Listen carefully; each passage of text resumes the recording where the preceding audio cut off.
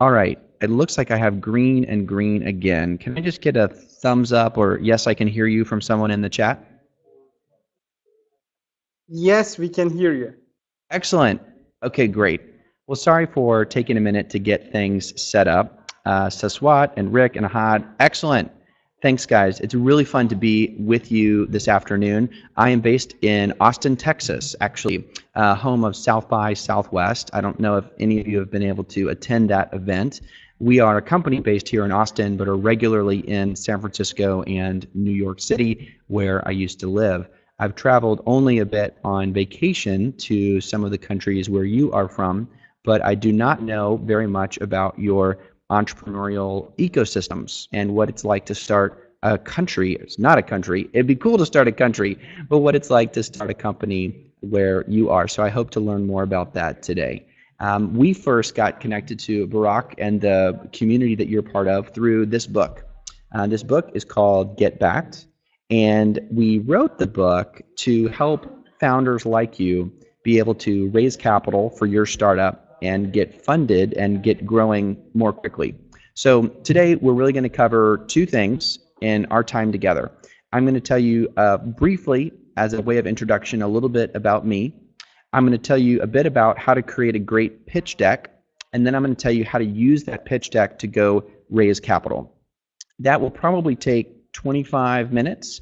I'm going to have Barack talk a little bit about ways that this information can be made more helpful to you all, given some different challenges that you face in your countries. And then we'll turn it over to questions from you guys. I will try to keep an eye on the chat box.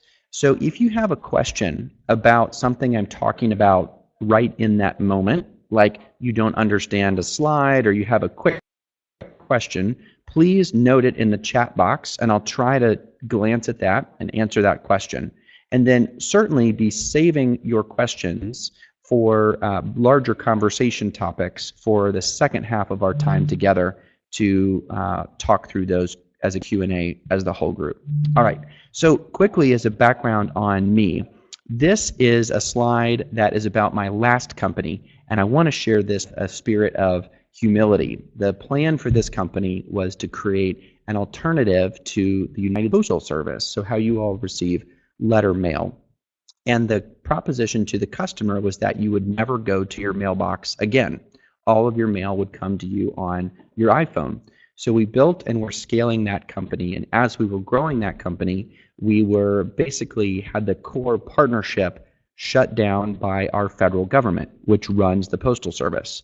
So in the middle of this whole thing, we run into this huge problem and attempted a new model, which was really hard to pull off. So a TechCrunch headline one morning read this: terrible idea punished with death.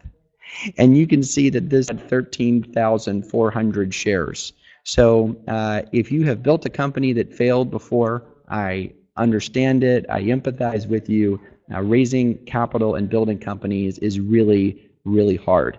And just like we celebrate the wins, it's also important to recognize and celebrate things that don't go that well when you have losses. So I have been there, and I hope you overcome these things more quickly than I did, but if you have failed or you will fail in the future, it's okay. The new company, as Barack mentioned, is called Able. We are a financial services company and have created a range of products to help small businesses and early stage businesses get more access to capital. Happy to talk more about that later. Unfortunately, we are only lending and providing our products in North America currently. So hopefully we'll have an international plan at some point, but we don't right now. Well, how did I get interested in this whole conversation around raising? Well, 10 years ago, I was having a conversation with this guy who was a legendary investor. And I was telling him about this idea that I had. And he said, well, would you like to get together with some friends over lunch to get feedback on your idea? I said, that would be fantastic. So we get together for lunch and have a helpful conversation. And he says, after the hour lunch, he says, did you achieve everything you wanted to at this lunch? And I said, well, it was wonderful and I learned so much. Thank you. And then he looks at me and he says, would you like $250,000? So that was not the anticipated finale of that lunch meeting. But looking back at it, I realized that what had happened over that lunch was we had built rapport. We had built a relationship by going back and forth. He asked tough questions. I was able to respond to some of those questions. I showed that I didn't know the answers to everything. And by doing that, I built trust with him. And then he said, I want to invest. And that was one of the first times I learned about the importance of relationships, not just among co-founders, but having relationships that can even be based on friendship with your actual investors. Brock mentioned earlier that I got to work with and then now have as an investor, Peter Thiel, who has built some great companies and was an investor in Facebook. And Peter, often in making an early stage investment of $1 million or $5 million, will not really look at a business plan or a pitch deck. Instead, he will have a several-hour dinner with the founders. And so he's not trying to diligence, will these be the exact business metrics and business plan that makes sense? Because he knows and is likely to dramatically change. What he wants to get to understand is you as a person. We'll talk more about that a little bit later. We did get to write a book called Get Backed and have lovely, wonderful support from Barbara Corcoran, who's on Shark Tank. I'm not sure if you've seen that, but we'll make these materials available to you all later as well. But if you send an email to this email address, extra@getbacked.com, that will send you an email back with links to a range of free resources that we created for you, including some PDF, Keynote, and PowerPoint templates about creating decks, as well as some basic Excel models for your first financial models. Many of you may be way more advanced than what we have in there, but we wanted to just make that available. So if you send an email to extra@getbacked.com, then you'll get that email back with the materials in it. And I'll just put that extra at. I think I spelled that right. There we go. So send any email there and you'll get an autoresponder. Okay, let's dive into the content that we'll cover briefly today. So first is pitch deck basics. 4 things we want to cover here. Point number 1 is that design matters, especially if you're building a B2C good or service where you're trying to make an argument that you'll have a delightful brand experience for your customers. If you are actually authentic in that statement, you'll bring that same brand and design into how you tell the story of your business.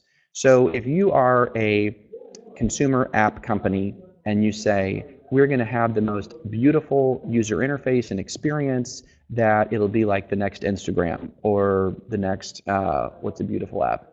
I don't know, Box or something. And then the first slide that you post is this slide, which I hope you're smiling. This is a terrible slide. I hope you don't have slides like this. This slide is about an early state of the market slide from a company raising money for an enterprise mobile app. And this slide is bad for many reasons. There's dramatically too much content on it. The colors are bad. They didn't observe any margins. It is a slide that when most investors look at the slide, they would immediately, their eyes would glaze over and they would think it's really boring and they would probably not read it. It also would say that anyone who creates this slide is not someone who appreciates brand or design. And so being authentic across how you present your business with how you plan to execute on the good or service is really important. Let's look at a new slide. This is a slide actually from a friend of mine's company. And this one is, in my opinion, a little bit better. It does use a more appropriate color palette. Excuse me, there are some fonts on it that are not just the standard fonts used in a PowerPoint template. A little bit of a design feature of using some indents. There's still a good bit of copy on it. So ways I think they might be able to improve it would be to take out some of the text. When you're trying to communicate a lot of numbers, it can be nice to communicate those visually in the form of a bar chart or a pie chart, just something that is a little communicates the same point without so much copy on it. Now let's go to the next one. Imagine you're a venture capital investor and you're getting hundreds of emails with pitches a day. and then this slide shows up on your desk. So you glance at this slide, and it says mapping the world with robots, and you see this little tiny robot flying up in the corner. I don't know about you, but if I saw this, I'd be really intrigued. What is this about? Mapping the world with robots? I think this is a wonderful slide. This is an opening slide, usually maybe on the cover of the deck, and it uses full bleed photography, so really high quality images that run to the edge of the page. Nice choice of both the font and the color of the font, as well as their logo. So these are three examples of slides to make the overall point that how you design the pitch deck really does matter. And in our Q&A later, I'm happy to run through some more decks, including even my personal deck for my company, Able itself. One thing to note in the book, also you'll get a free chapter called Chapter 2 out of the book, Get Backed, when you send an email to that address. But also in the book, we lay out the full pitch deck of a lot of companies that have raised hundreds of millions of dollars. And so we think, for the most part, we think these guys do a really nice job. This is a neat company called First Opinion, a San Francisco-based company. And so you can see in here just, light use of nice photography, nice colors, etc. Anyway, so this is all listed in this book, and we try to make the decks available. So overall, point number one, design matters for your deck. Number two, the story matters. I was actually at a pitch session yesterday with a guy who stood up, and I was giving him feedback on his pitch. And he stands up and he begins with a pitch of something like this. He says, 96% of hotels in North America do not have snack offices or options in the lobby. Customers would like to have these. They're very expensive for the hotel to set up, and I'm setting out on solving that problem. So he was kind of flat emotionally. He wasn't very animated or excited about it. And more importantly, he presented it as this sort of abstract fact that had really nothing to do with him. So we worked on it a little bit. We came back and I said, all right, what if we tried it this way?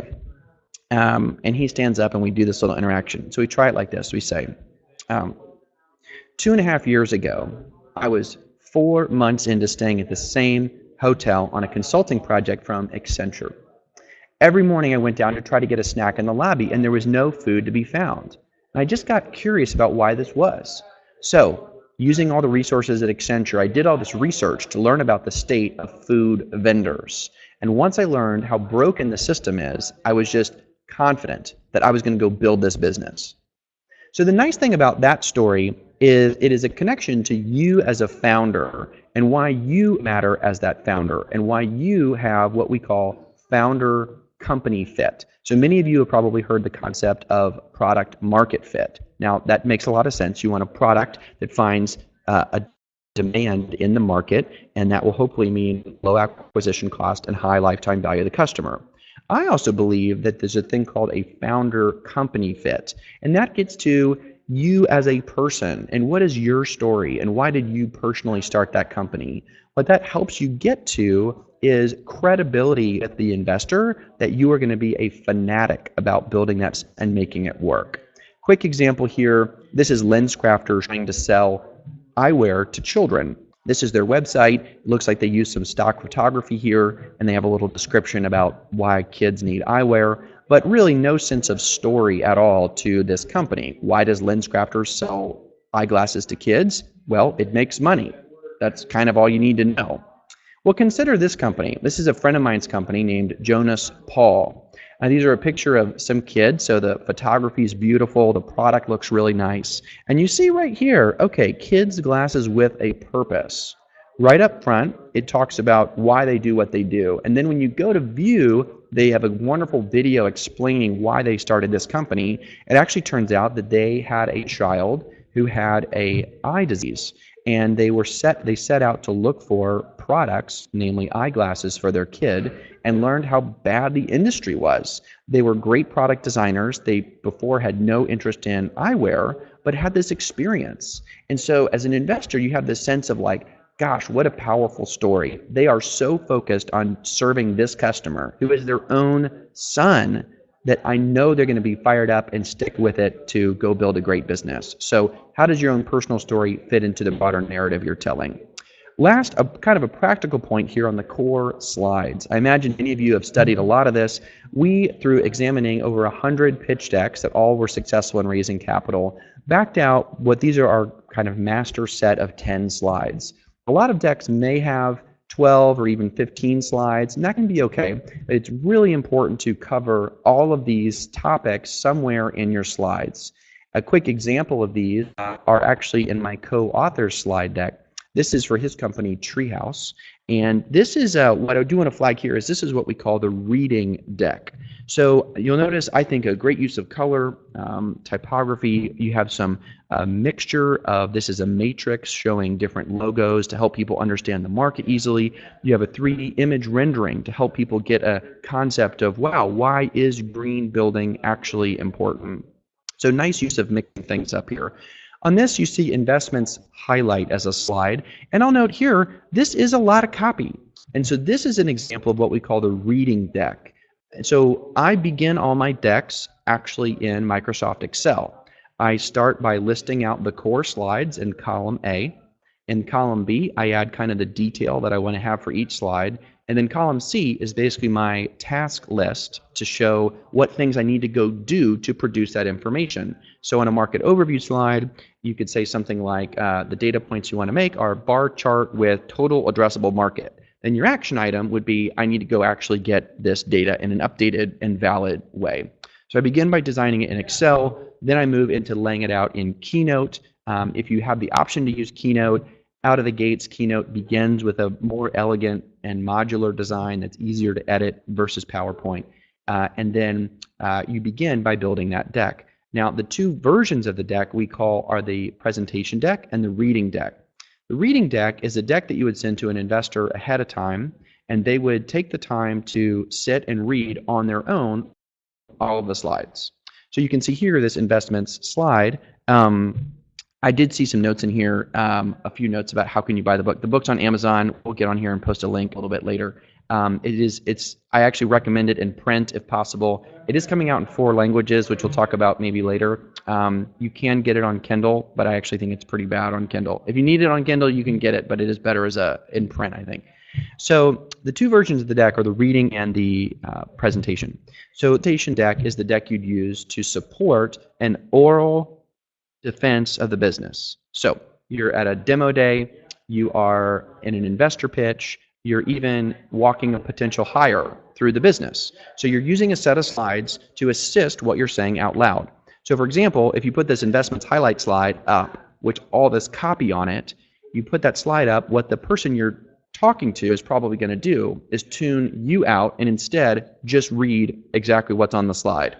So the presentation deck has very little copy on it, and you will be speaking over it. The reading deck must be able to be read sitting by someone alone. So it's the same set of slides, but the presentation deck has much less copy on it. The reading deck has a lot more copy on it.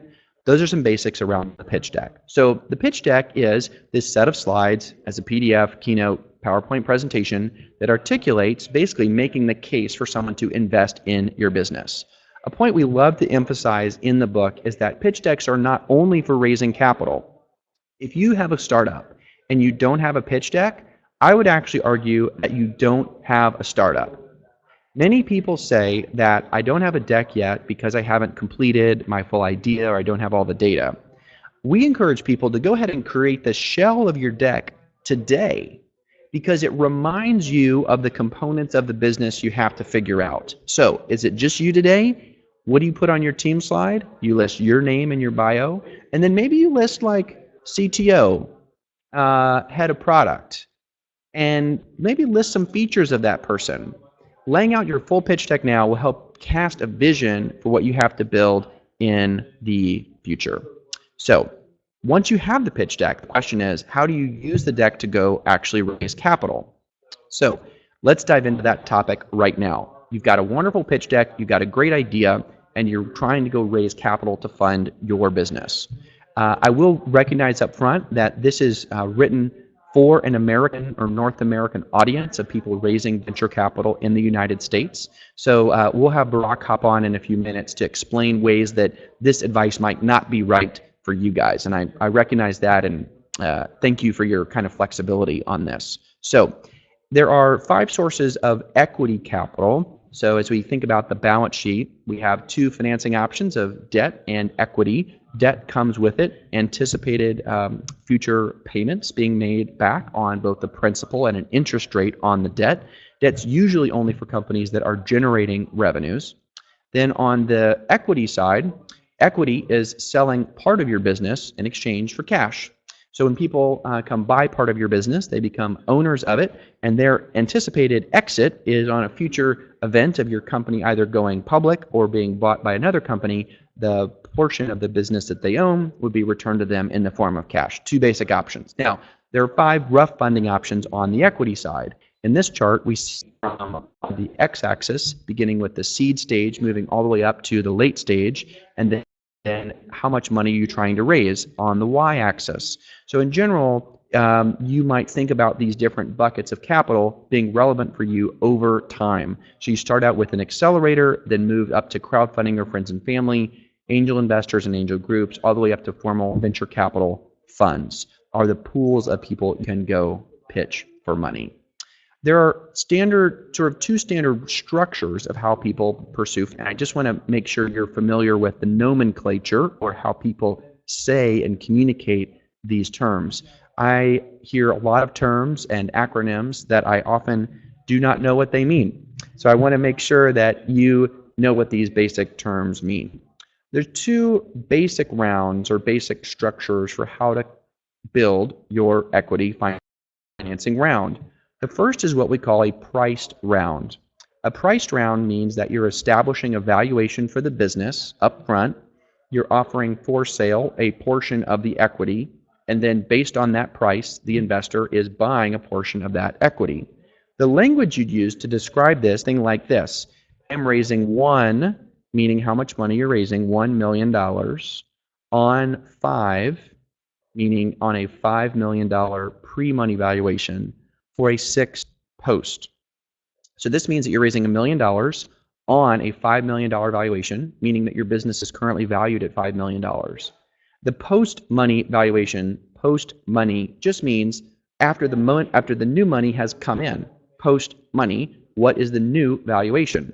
And that is simply the actual valuation plus the cash that you received from the investment equals the post-money valuation. So how much you raising? Raising $1 million.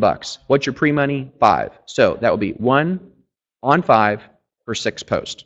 The other instrument is a convertible note. The convertible note is technically a debt instrument, which can have an interest rate with it, but it really functions more like equity. So in this model, you would say you're raising $1 million, and then there's 2 major components that you'd want to focus on in the negotiation. One is what's called the discount rate. The discount is basically a reward to the lender for being an early participant in supporting your company. The greater the discount, the greater the reward given to the investor in the form of when that debt converts into equity. So basically, if you raise money on a $10 million, you're doing a cap right now, you're doing a convertible note, and you have a 20% discount. You bring in $1 million. If you then go raise another $1 million in a year from now at a $10 million pre-money valuation, the person who had the convertible note would convert that note into equity at effectively an $8 million valuation. So what you need to know as a founder is that you want to have a smaller discount, so a lower discount. 10% is better than a 20% discount. You also like to have a higher cap. The cap is put in place to protect or reward the note holder in case that your company has a massive increase in valuation. Meaning, if it was uncapped and the valuation was $20 million, it would convert at $16 million if there was a 20% discount, unless there was a cap, which basically says there's a price ceiling to the price at which that would convert. Now, let's talk about the interesting stuff.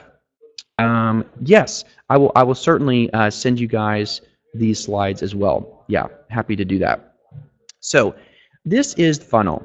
Now, I meet a lot of founders and I ask them, how is your fundraising going?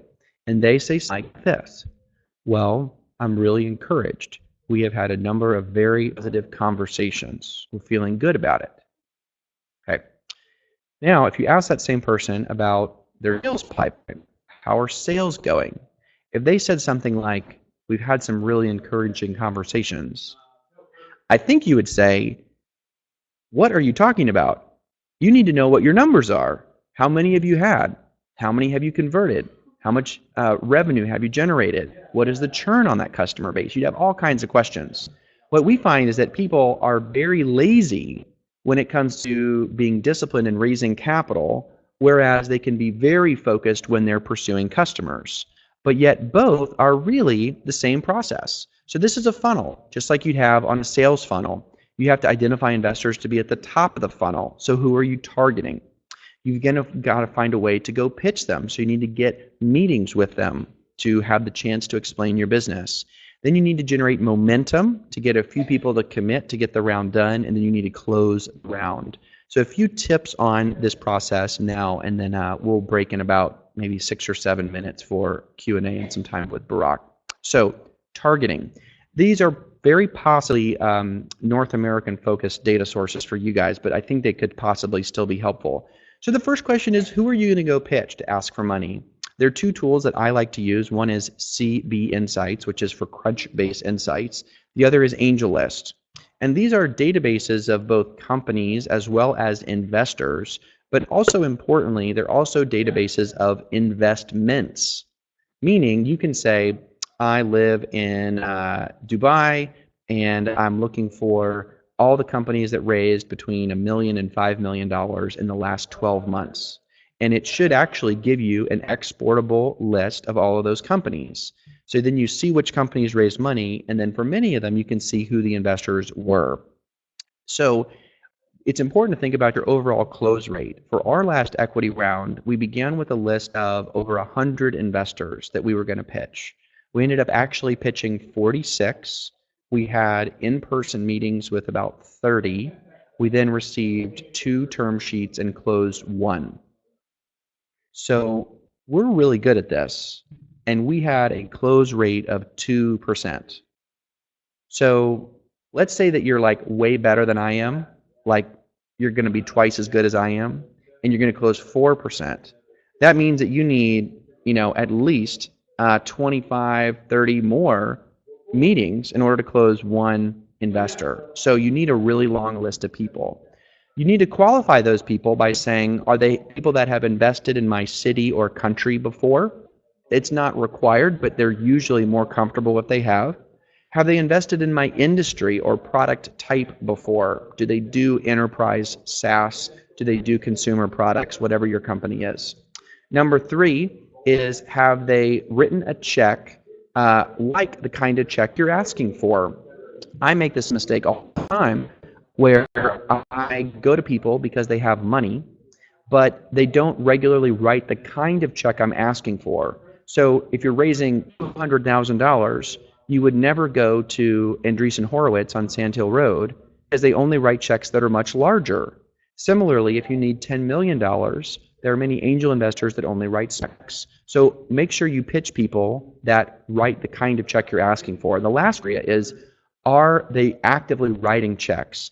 Many, especially venture capital firms and funds, go through seasons where they are not writing checks. They could be between funds, they could be conflicted out of your industry, a whole range of reasons. So they will not tell you that they're not writing checks because they want to keep the relationship open. But it will be a huge waste of your time if you go pitch people that are not actively writing checks. So apply some criteria to that list of people, rank them, and now you have your pitch deck. Now you have your targets. It should be at least 100, and they're ranked. Now the question is, how are you going to get meetings with these people? You probably don't know most of them. So in reverse order here, it's always great to get a warm referral or introduction. So networks like what Barak has put together and other entrepreneurial programs that may have mentors or advisors, those are great places to go to ask for introductions. So it's always great to get a warm referral. And if you've never been on this side of it before, I used to feel like I was imposing or I was a burden on people to ask them for an introduction. And then I started to realize that for me, for example, if one of you sent me your pitch deck and said, Evan, would you introduce me to someone at Excel Partners, because I know they're investing in India and I think they could be a good fit. From my perspective, I used to feel kind of burdened, like, oh, I'm going to be imposing on Excel. I don't really know this person. Do I really want to send this intro? But I changed my thinking to actually believe that the goal, the purpose of a venture capitalist is to get deal flow, is to get more deals coming through so they can evaluate more deals and find the right ones. So the way I think about it is, if you send me a deck and it passes my quick muster, that it looks reasonable and you seem like a good, compelling person, I love to make the intros, because I'm actually helping the venture capitalist by giving them more deal flow and giving them a chance to look at it. So I would be willing to ask people for referrals. Cold asks. Again, venture capitalists, their job is to get more deal flow. So do not be afraid of actually asking people cold. There are tools to help you find their email addresses. You can often direct message them through AngelList, which I think is a dramatically preferred medium as opposed to asking them directly on LinkedIn, for example. And then certainly if you have an email, yeah, okay, cool. Business model canvas, first step in sending a PowerPoint presentation. Yeah, okay, let me talk to Varun's question right now about sending an investor a PowerPoint presentation. So the best way to do this, well, actually, I'm going to make one more point, come back to that, and this might be relevant here for you. So the third point here on getting meetings is it's great to meet investors before you need money. Often we're scrambling, it's already time to raise money, we're desperately trying to find investors, and we're thinking, I really want to go pitch this person, but I've never met them before. So one trick is that we've tried, that's worked pretty well, is write the investors when you're not raising money. So we did this and we said, hey, Mr. So-and-so, subject line was not raising money dash 20 minutes of feedback question mark. And we said in the email, I noticed that you're on this board of this company and I think we've dealt with similar problems. Here's what we're doing, and I was hoping we could have by phone to get feedback on this. We asked about 50 people that, and about 20 of them said they would do it. So we had 20 productive conversations with investors when we were not raising money. Those are a great set of people that in 6 or 9 months you can go back and say, hey, I loved your advice, we took your feedback, we incorporated it, here's what we learned, now we're raising money. If it could be a fit for what you guys are looking for, I would love to connect with you. So that's a way to kind of begin to build those relationships before you're actually raising money. It is really important to let them know that you're not raising money. You don't want people to think you're in some sort of gray zone of sort of flirting with raising money. So from Varun's perspective, his question about sending PowerPoint presentations to investors, I think a great model in the referral approach is, let's say that you wanted to reach Jim Baehr at Excel, and you and I chatted, and you were going to go through a referral through me. What I would say to you is send me an email that says, hey, Evan, I enjoyed our conversation. Thank you for all the wonderful feedback, and your offer to make the introduction to Jim Baehr at Excel. So you establish that you and I talked. Then you want to establish why you want to talk to Jim. I've really appreciated Jim's involvement in India over the years, and his investment in such and such company makes me think he could be a fit for what we're doing. As a reminder, I've included some basic information about our business below. And that could be some bullet points or maybe a 100-word description of your business. And then what I would do when you send me that email is I forward that email to Jim, and I say, Jim, can I connect you with Varun? Jim writes back yes or no. If he says yes, I reply all, copy Varun. If he says no, I write back to Varun and say, wasn't a fit for Jim. Then the ball's in your court to establish how you're going to connect with Jim if he takes you up on the introduction. I do think it's good to send over more information than less. Investors that are serious are likely to spend more time reading all your material. And then I also think it's important to say that in-person meetings are really important. This may be different where you guys are, but at least trying to get some FaceTime over Skype, if not in person, goes a long way.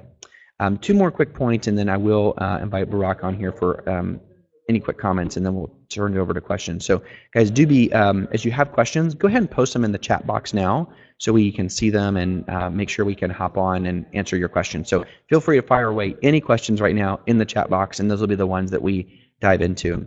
So how do you generate momentum? I meet a lot of people who say, well, we've had 5 or 6 positive conversations, but we just don't know how to generate momentum. No one is fully committed to do the deal yet. It's 10 a.m. here, so I'm having coffee, just so you know. So well, here's one way that we like to try this.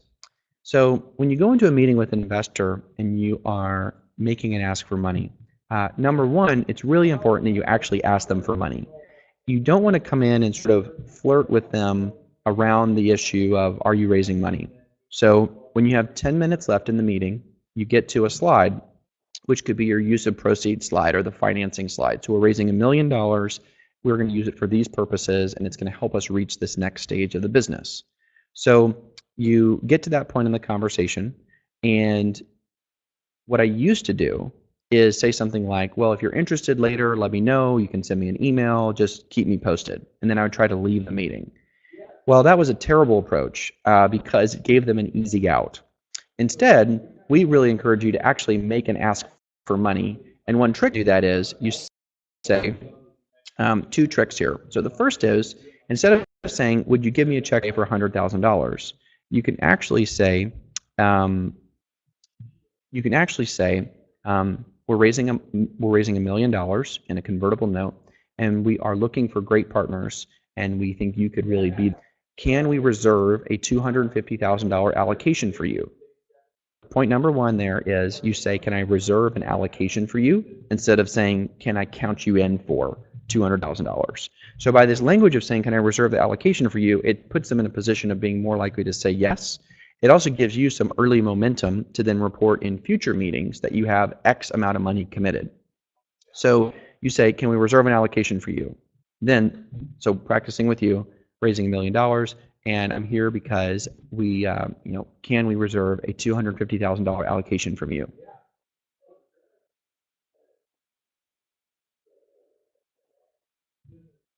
Did you feel how long that sip of coffee was? Okay, that's actually what you do. I wasn't just drinking my coffee. I was, but it made a point.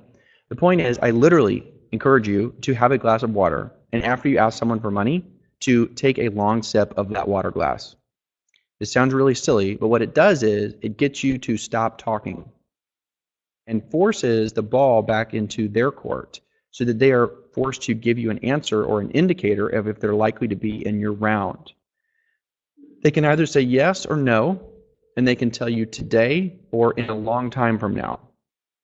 A horrible thing for founders is to get the long no, meaning you go through round after round after round of conversations with investors, and then eventually you get to a no, but it takes a long time to get there. A quick no, a no today in this meeting, is very valuable because it means you can cross them off your list and move on to other people. It's also often the case that yeses are usually very quick. So if you've had 2 or 3 rounds with an investor and they're still not in, they're probably not going to invest. So try to get them to commit to a reserved allocation in that meeting and then take a sip of water. The last slide I'll put up here is just an example. This is a screenshot of a tool I use called Contactually. It's a CRM tool. You don't have to use this tool, but I want to just explain what this is. So here you can see the 6 or 7 stages in our last equity financing round. People were on the wait list, people we then need to schedule a deal with, we've scheduled the deal with them, we've met them, we did diligence with them, we're in our second round, and then we have an offer. So we organized it this way, and this is a snapshot from the middle of our financing round, to help us remember where all the deals are. So this individual deal is Khosla, and then everyone listed with Khosla is actually part of that deal itself. And using a tool like this, or actually any other CRM tool, or even using Microsoft Excel, keeps you organized and honest and focused on what investors do you need to circle back with and who are you going to go to next. So the broad point on how to go raise capital, how to organize the roadshow itself, is that you should be as disciplined and metrics driven with your fundraising as you are with your own customer acquisition.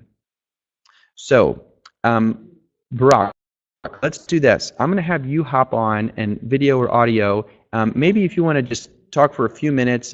There's probably things that I said that are totally wrong, or just any added layer to what we went through relative to where many of the participants are. Evan, thank you for the great presentation. We are very happy to host you today in our. I will be talking about very briefly the calculations you have done and some legal differences. Although there are many differences in legal structures in many countries in the region, I think the knowledge you have told in the presentation is global. All the set that we have to know. It is not differences. It shouldn't be different in depending on the country structure, especially pre-money evaluations, post-money evaluations. Global terms and calculations. In our acceleration process, we also teach the same terms when the startups are in the early stage, especially seed and idea stage. So I could easily say that the terms and also the calculations you did were the basic of the startup finance that everybody has to know. There are, as I told you, there are differences in the different countries. For example, in Turkey and many countries I know in our region, we don't have convertible notes or loans, which is a standard form when you raise money in US, especially in the developing, also already developed ecosystems such as US, San Francisco, or Austin. We have differences, especially in legal terms, in different countries. In these, making easing tools for the especially early stage companies to raise money. That is for one of the differences that we have to tell. And you have also after the calculations and terms, you have also mentioned about the importance of the referral. It is important for everywhere. Networking and family kinds of culture is especially in the region common. So a warm introduction is passing your history and all power to the entrepreneur. Because if I introduce the entrepreneur with you, it is not a kind of email. It is also introducing the entrepreneur with my all history and backtrack with you. So I should not introduce somebody that I don't believe in. So it is very important. So I was also I know you told that it is better to read from the physical book, but I have already downloaded it in the Amazon, and getting back is in my ebook. But it will be our main source for the startups in our acceleration. The slides and the presentation model. Although we have some models over there, this all book briefly tells all the stages and also process. I could briefly say that if you have any questions that I can answer, especially for this culture, I am ready. Also, Daniel is online from our team. He will be moderating the questions, and he has also questions for you as well. Great. Well, thank you for those. So, okay. So right now, Barak, am I to just look through and pick some of the questions from the moderated chat? Yes, sure. You can also see the moderated chat, I think. Great. Yeah. Okay. So a few questions in here on questions about, are we recording the session? I think it'll be distributed later. I'll also get you the slides that we went through earlier. So we can certainly get that out to you guys. Okay, so let's see. I saw a question from Rick, which I like. So if you talk to a VC and he does not respond in 2 weeks, should we consider them as not interested, like with companies or venture capital firms like Sequoia and Excel? So for those kinds of companies, those kinds of investment firms, Sequoia, Excel, any of the top 10 top 100, to be honest, big firms on Sand Hill Road, is a road in Palo Alto, south of San Francisco, where many of the big firms are based. They receive, as a firm, thousands of pitches, maybe a day, certainly a week. So coming up with a differentiated strategy to get into those offices is really important. I would guess most of the deals that they do come through referrals. So meaning, hopefully, if you have a great advisor or investor in your company now, that they would have a tie to a partner there. That's a great way that can happen. I think if you don't have any ties to those firms, the bar is going to be pretty high to get them to consider your investment. So the other thing to think about, as if it were a regular sales funnel, is how likely are you to get it closed? Because the faster you close your investment round, the faster you can get back to building your business.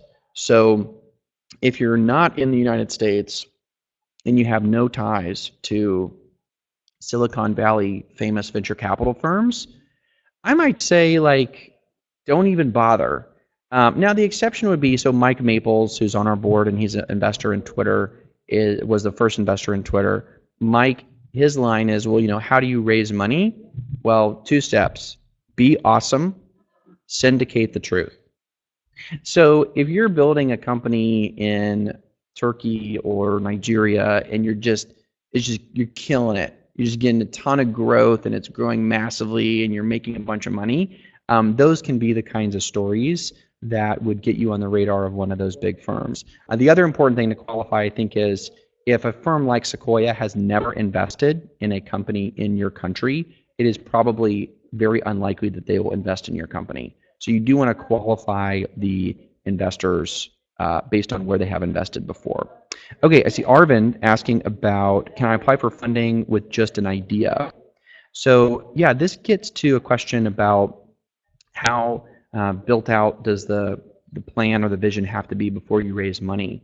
And it is, it's really there's a big asterisk on this. It kind of depends. So what is an idea? The great fear from investors is that your company will not find product market fit. Product market fit is reflected in a business model where you have a cost of acquisition of the customer, which we call the CAC, that is less than, that is less than some multiple of the lifetime value of the customer. So the basic math here on a subscription SaaS company is, let's say it costs you $100 to acquire the customer, and then you generate $10 per month from that customer in terms of profit. In that model, what would be essential is that you hold on to that customer, retain them for at least 10 months to have lifetime value of the customer that's greater than cost of acquisition. It'd be great if you had some multiple of that. So I share that first to say, try not to get buried in really detailed financial models. For many companies, it is most important to understand the few drivers of your business that are really key to making it profitable. And for many technology companies, it literally is as simple as those 2 metrics. Now they have a few components to them, but cost of acquisition and lifetime value of the customer. So when you say, can I raise money with just an idea? Well, if it's literally only the idea itself, you probably cannot raise money. But you could spend a week and actually collect a lot of really interesting data about your idea. Let's pick a stupid example. All right, let's say that this is my idea. My idea is actually a full bottom to top of the cup cardboard sleeve for coffee cups. And my idea was I used to just put the simple half cup one on. I regularly got burned or it was hard to open. And I just said, this is my idea, is this piece of a coffee cup like this. Okay, well, I went to someone, tries to raise money and said, here's my idea. And they're like, well, how much money are you going to make? Do people want to buy it? How are you going to sell it?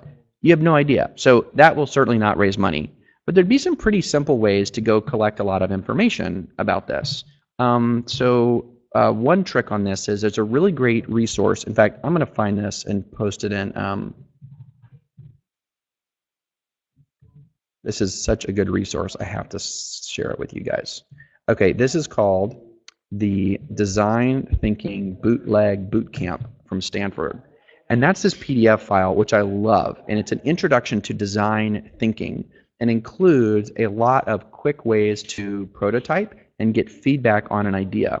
So one example would be, all right, I'm going to go to a Starbucks and I'm going to have these coffee sleeves and I'm just going to stand there in the corner, and when people come over to get sugar in their coffee cup, I'm going to say, hey, would you be interested in a free coffee cup holder? We've seen that it better protects your hands and better fits in your cup holder in your car. Okay, so you say that to 100 people. Well, it costs you basically nothing to make these probably, and you'd say, well, how many of those 100 people said they wanted it? Okay, so that's like, did people say yes for free? It is really important to try to get people to pay for something, because what people say to you versus what they do economically is a really important distinction.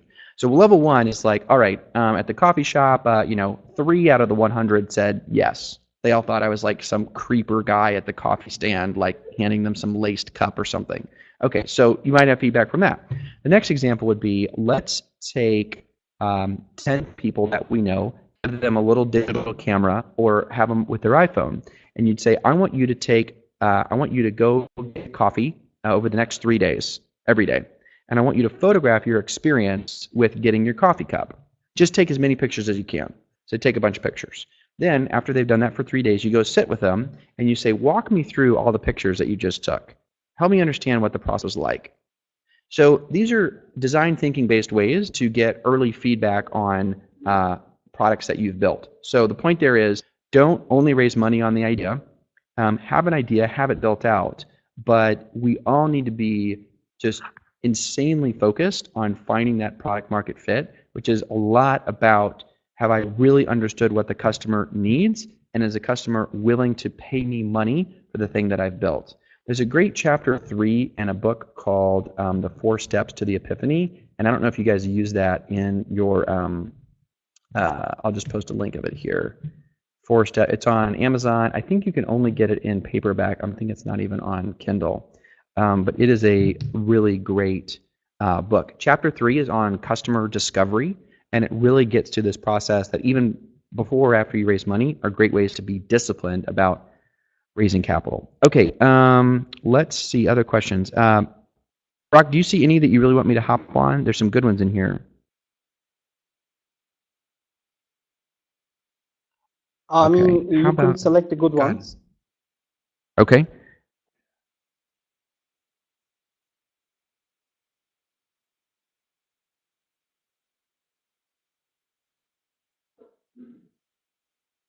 Okay, so okay, there's a few quick, easy ones here. Let's see. So, what's the ideal size of a pitch deck? What about the size of the first email? So, we suggest 10 slides for the first version of the pitch deck. That can be up to 15 slides. It's not like a hard rule. Many times founders say, but gosh, I have so much great information that I would love to include, and you feel like you're leaving something out.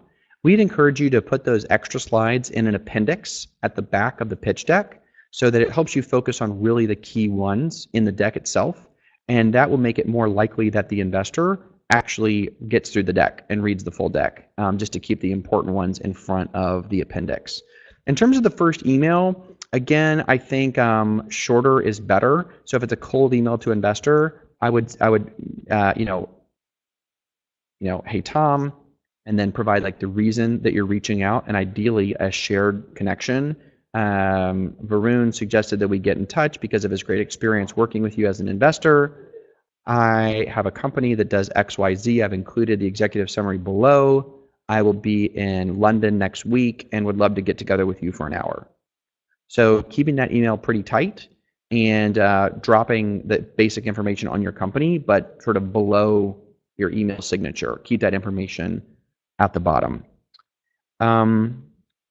Okay, is it possible not to present any financials at the seed stage? Who can know the truth at the seed stage, says Aiden. Yeah, great question.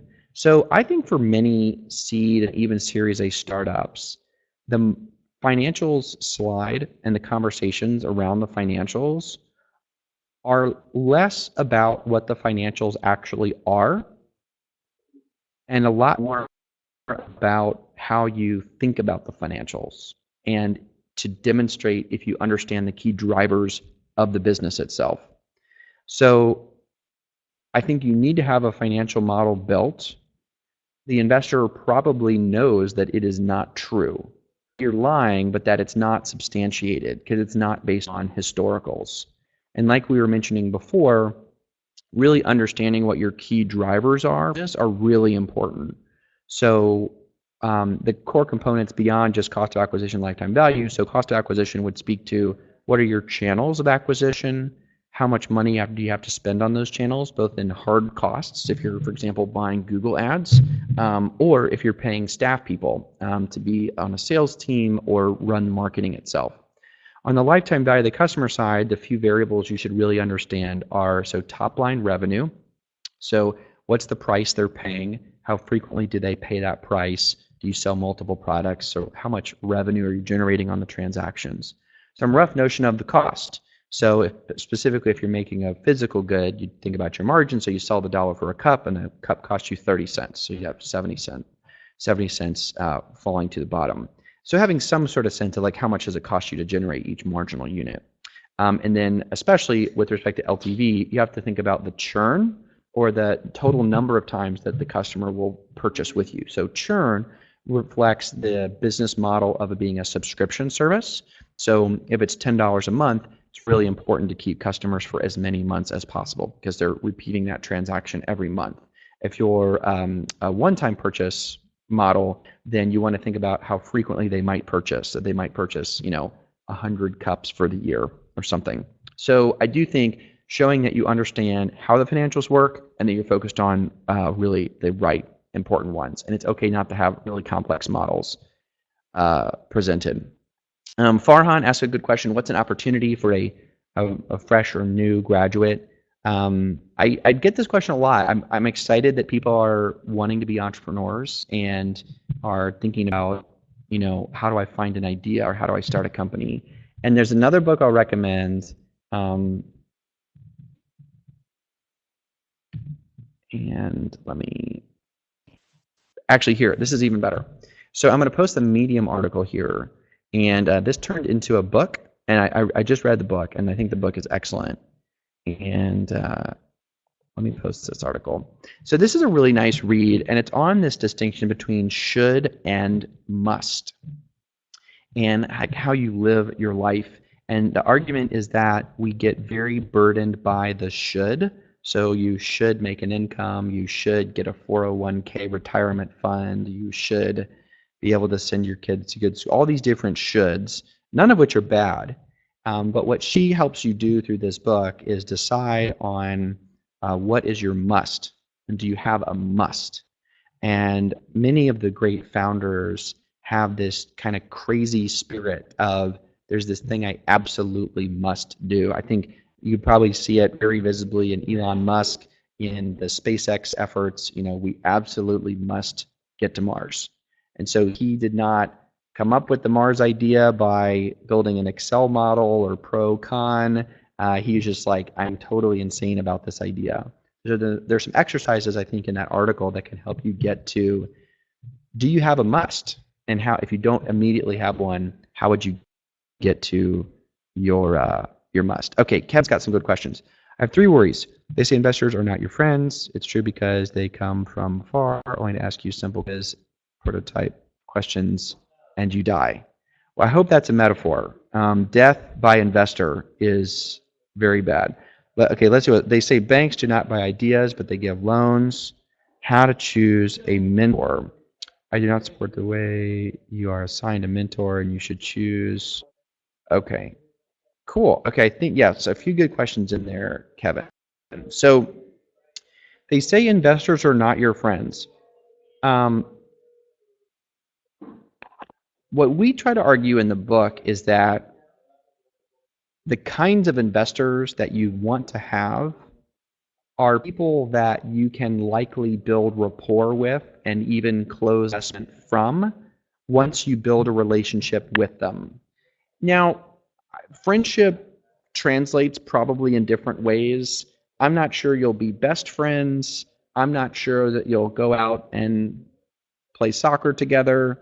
But the idea is to just connect with that person on a more personal level about what they're excited about what you find really hard about running your business, and that when you have that personal rapport, you're not only more likely to get the investment, you're actually more likely to have a good working relationship with them once they have invested in you. I heard recently one litmus for how to pick investors was they said something like, what you should do is you should ask this question. If something bad happens at your company, is your first reaction to pick up the phone and call that investor and explain what happened and get their feedback? Or is your reaction, I really need to put together a good story about what happened so I can sort of explain it to the investor? And you really want the kinds of people in the former category, investors that are going to be people that you can be honest with about what's really hard, and you can ask them specifically for help. Now, in your questions here, cool, yeah, Barack, I think we're probably just about up on time. So there are investors out there that are bad actors. It is important to diligence those investors, so you can ask for referrals from other people. You can ask them. It's very fair to say, tell me about other questions or other investors or companies that you've invested in. Cool, thanks. So it is important to have some diligence on those investors, so that does make a lot of sense. I think we're probably up on time. I just want to share, I want to share one more thing with you guys. Peter Thiel has a really great book. I think audio's on. Peter Thiel has a really great, I'm getting this reverb, hopefully you can still hear me. Peter Thiel has a really great book called 0 to 1. And he makes a really interesting argument in the book. And he says that there are two kinds of optimists in the world. There are indefinite optimists, and an indefinite optimist is someone that believes the world will get better, but they're not exactly sure how. So they just spend time with people who are trying to make the world better. Then there are definite optimists. And definite optimists are people that believe that the world will get better, but they have a specific plan for how to make it better. And those people, generally, we call entrepreneurs. So I'm excited that you guys from men and women from all over the world literally are in the definite optimist camp. And you are doing this crazy thing called entrepreneurship, which is heroic and very hard, but very worth doing. So stay with it. Hopefully some of these materials have been helpful. We will get you an email with some additional materials in it. You can email that email us again, reminder just extra at getback.com, which will have an autoresponder with some content in it. And then really eager to see you guys succeed in this wonderful program that Barack has put together. So thanks for having me today. God bless. Keep it up from Austin, Texas.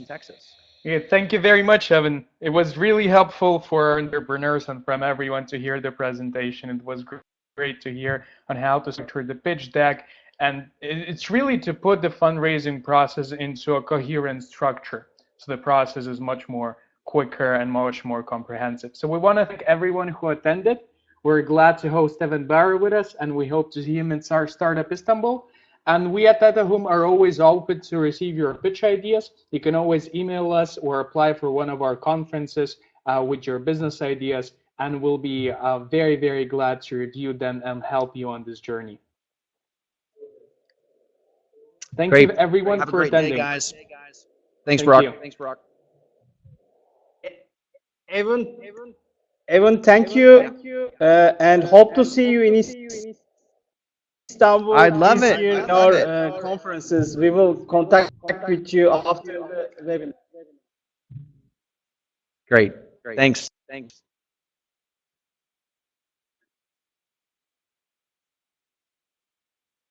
Bye-bye. Before we leave the webinar, we will be very happy to announce, on 6th October this year, we are organizing Startup Istanbul event. So all of the participants in our webinar is invited. So if you wanted to attend to the our conference, please please email us. We will be happy to answer your questions.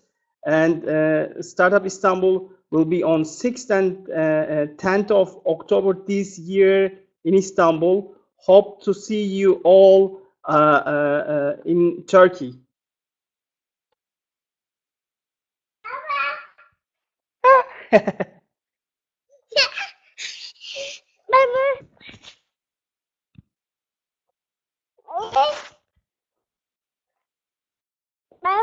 El salla.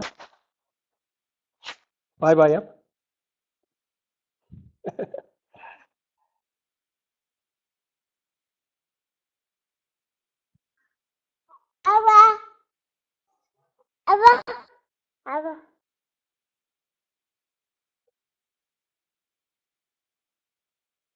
Bye bye. Hope to see you back in our next conferences. And also please send email about the topics that you wanted to see on our webinars. We will be very happy to invite the speakers from US, Europe, everywhere from the world. So good evening from the Istanbul. Bye bye.